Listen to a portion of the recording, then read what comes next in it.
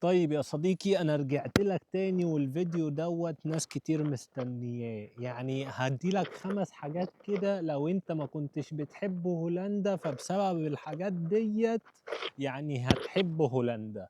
ايه هم اكتر الحاجات اللي ممكن تخليك تحب هولندا؟ وقبل ما ابدأ الفيديو دوت عايز اقول لك انا لسه جاي من الشغل ومطبق ومش نايم وحالتي حالة، ويعني خلاص على اخري، بس عشان خاطرك هصور الفيديو دوت.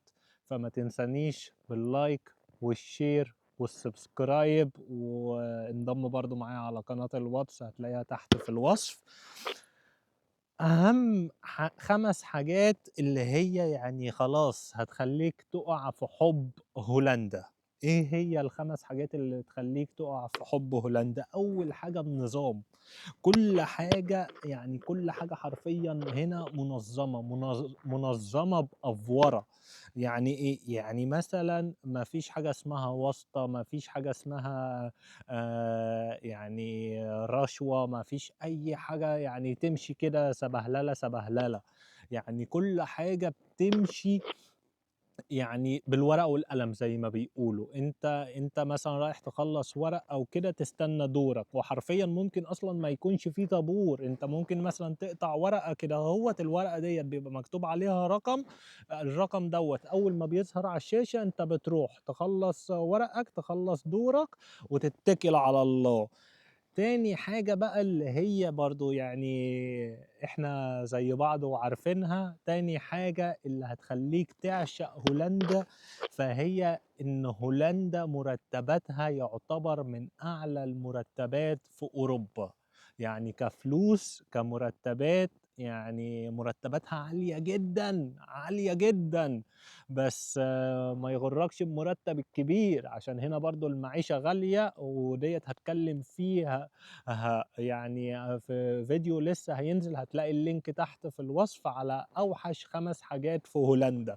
هتلاقي الفيديو دوت برضو تحت في الوصف، فاقرا الوصف، انا مش بكتبه كده وخلاص. وتالت حاجة احترام الوقت. يعني ما فيش حاجة اسمها أنا خلاص أهو داخل عليك وأنت أصلا لسه تكون لسه صاحي ومعمص ولسه ما أخدتش الدش بتاعك. لا، هنا الساعة 10 يعني الساعة 10. اتأخرت دقيقة أو جيت بدري دقيقة بتتحسب عليك. يعني أنت هنا الساعة 10 يعني الساعة 10، الساعة 10 اتفقنا، الساعة 10 تحضر. ما فيش حاجة اسمها ولا تأخير ولا بدري ولا مش عارف ايه. يعني انا هحكي لك موقف. انا مرة رحت شغل رحت شغل، ويعني هنا يعني كل حاجة ماشية بالوقت، فانا كنت خايف اتأخر.